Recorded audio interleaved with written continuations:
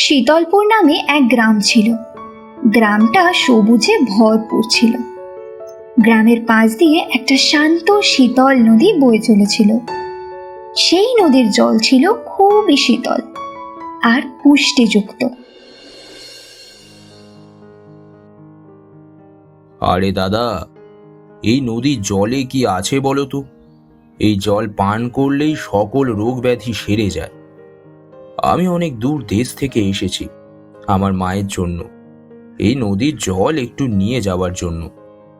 আরে ভাই, এই নদীর জলটা উত্তর পাহাড়ের বরফ গলা জল থেকে সৃষ্টি, আর এই জলে অতিরিক্ত ভিটামিন আয়রন মেশানো। তাছাড়াও অনেক ঋষিমুনির আশীর্বাদে নদীর জল অনেকটাই পুষ্টিগুণ সমৃদ্ধ।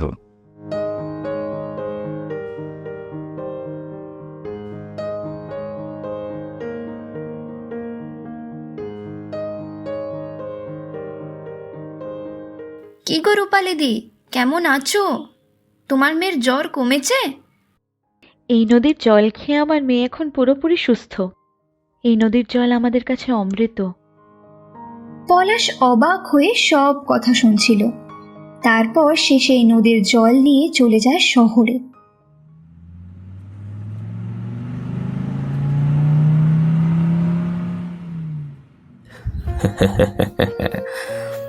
আমি এই নদীর জল তাহলে বড় বড় ওষুধের দোকানে বিক্রি করব, আর এটাই হবে আমার ব্যবসা। এই ব্যবসায় আমার অনেক লাভ হবে। তারপর পলাশ নদীর জল নেওয়ার জন্য আবারও গ্রামে যায় আর অনেক জল নিয়ে গাড়িতে করে নিয়ে আসে শহরে।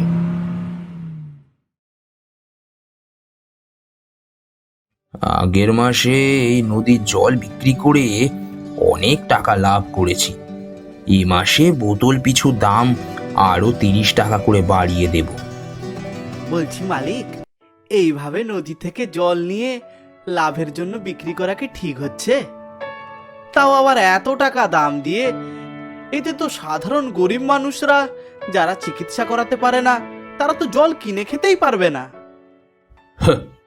তাতে আমার কি? আমার তো বইই গেল। আমি শুধু লাভ দেখব, লাভ।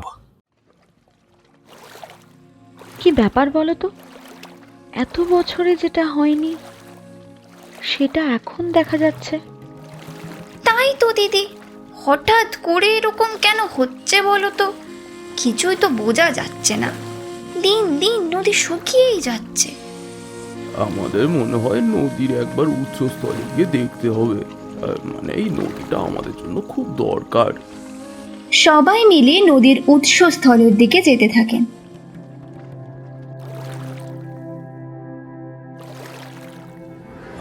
আরে আরে, এ কি অবস্থা? নদীর জল এত কমে গেল কি করে? আমাকে ঝটপট বেশি বেশি করে জল নিয়ে নিতে হবে।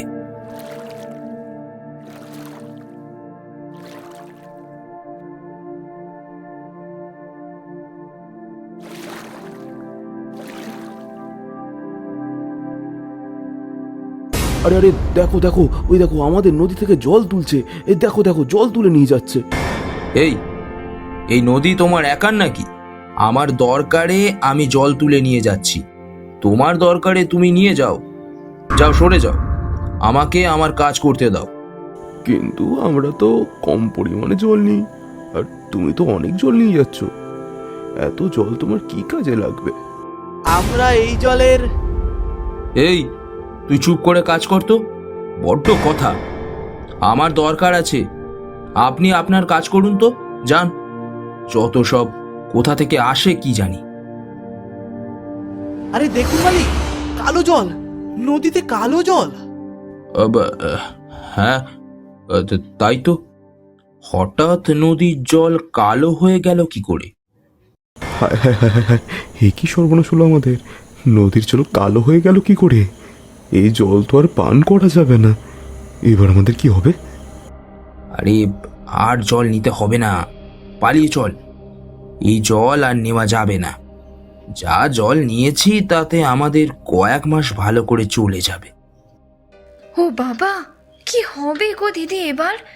এই নদীর জল ছাড়া আমাদের গ্রামে সকলে অসুস্থ হয়ে পড়বে গো। ছোটবেলা থেকে আমরা এই নদীর জল খেয়ে বড় হয়েছি। আমাদের নদীর জল এভাবে কালো হয়ে যাওয়ার কারণ জানতে হবে। চলো চলো গুহার ভেতরে আমরা প্রবেশ করি।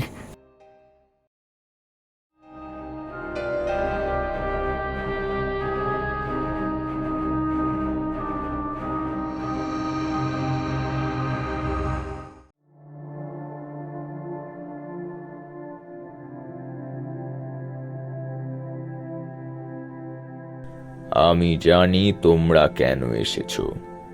তোমাদের একটা কথা বলি, আমি এখানে এসে দীর্ঘ কয়েক বছর ধরে তপস্যা করি। আমার তপস্যায় তুষ্ট হয়ে এক দেবী আমাকে বর দিয়েছিল। আসলে আমাদের গ্রামে তখন মহামারী লেগেছিল। আমি আমাদের গ্রামের সকলকে বাঁচাবার জন্য নিজের প্রাণ উৎসর্গ করি এবং দেবীর আশীর্বাদে একটা এমন নদীর সৃষ্টি করি যেই নদীর জল খেয়ে সকলে সুস্থ হতে পারবে। আমাদের গ্রামের সকলেই সেই নদীর জল খেয়ে সুস্থ। তোমরা আমারই সেই গ্রামের বংশধর। কিন্তু বাবা, এখন গ্রামের নদীর জল কালো। জল কমতে কমতে একদম শুকিয়ে গেছে নদী, আর এখন তো নদীতে কালো জল। কারণ এই জলের অপব্যবহার হয়েছে। এই জল কিছু দুষ্ট মানুষ টাকার জন্য বিক্রি করছে, যেটা আমি আমার প্রাণ দিয়ে তৈরি করেছি। সেইটা এখন টাকার বিনিময়ে বিক্রি হচ্ছে দেখে আমার ক্রোধ হয়েছে। তাই আমি নদীর জল কালো করে দিয়েছি। এই জল এখন আর কেউ ব্যবহার করতে পারবে না। কিন্তু বাবা, আমাদের গ্রামে তো সকলে অসুস্থ হয়ে পড়ছে। এবার এবার উপায় কি বাবা? আমাদের রক্ষা করুন। তোমরা এখান থেকে চলে যাও। আগে পাপীরা শাস্তি পাক, তারপর আস্তে আস্তে সব ঠিক হয়ে যাবে।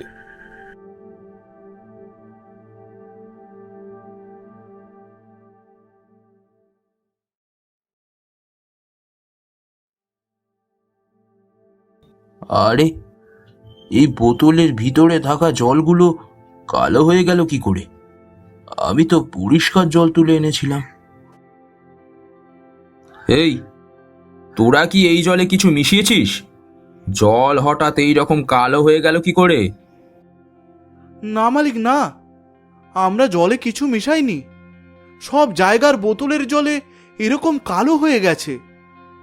কি জানি কেন এমন হলো। কালকে আর একবার নদীর ধারে যেতে হবে, দেখতে হবে নদীর জল এখনো কালো না পরিষ্কার হয়ে গেছে।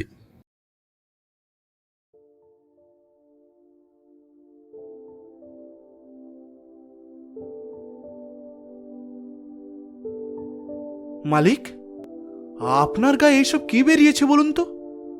লাল লাল। কই, কোথায় কি বেরিয়েছে? পলাশ দেখে পলাশের গোটা গায়ে লাল লাল ছোট্ট ছোট্ট ডিমের মতো কি বেরিয়েছে। তাতে প্রচুর গা হাত পা ব্যথা করছে। আমার শরীরটা ভালো লাগছে না রে, আমি যাই। মনে হয় আমার জ্বর হয়েছে।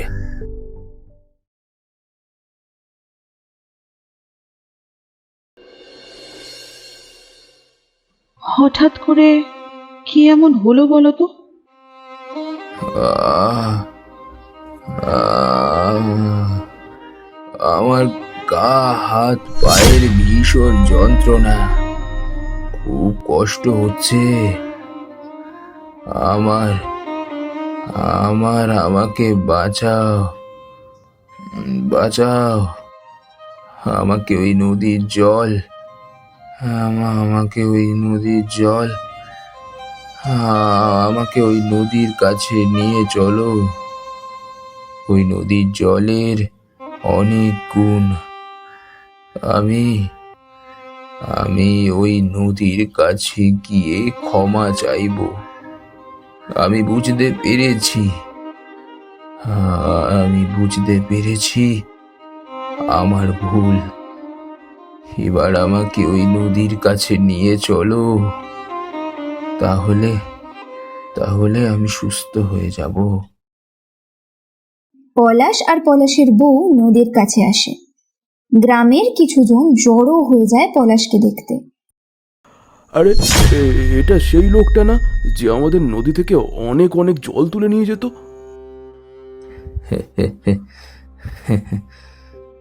আমি সেই লোক। আমি আমার ভুল বুঝতে পেরেছি। আমার অনেক বড় ভুল হয়েছিল, আর সেই ভুলের জন্যই আমি অনেক কষ্ট পেয়েছি। আমাকে ভালো করে দাও। এই নদী আমাকে একমাত্র ভালো করতে পারবে। আমি আমার লোভের জন্য নদীর জল নিয়ে গিয়ে বিক্রি করেছি। আমি অনেক বড় ভুল করেছি। আমি আমার ভুল বুঝতে পেরেছি। তুমি তোমার ভুল বুঝতে পেরেছো, এটাই অনেক বড় কথা। একটা কথা মাথায় রেখো, এই নদীর জল সকলের জন্য। এই জল নিয়ে কখনো কোনো অসৎ ব্যবসা করবে না। তুমি বড্ড লোভী হয়ে গেছিলে, তাই শাস্তি দিলাম। এই নদীর জল আজ থেকে আবার আগের মতো হয়ে যাবে। সবাই পান করতে পারবে। এই জল খেয়ে সকলের অসুখ ব্যাধি দূর হয়ে যাবে। আবারও নদীর জল খেয়ে সকলে সুস্থ হয়ে ওঠে। পলাশ নদীর জল পান করে আস্তে আস্তে সুস্থ সবল হয়ে ওঠে। এরপর থেকে সকলে আবার আগের মতন হাসি খুশি ভাবে বসবাস করতে শুরু করে।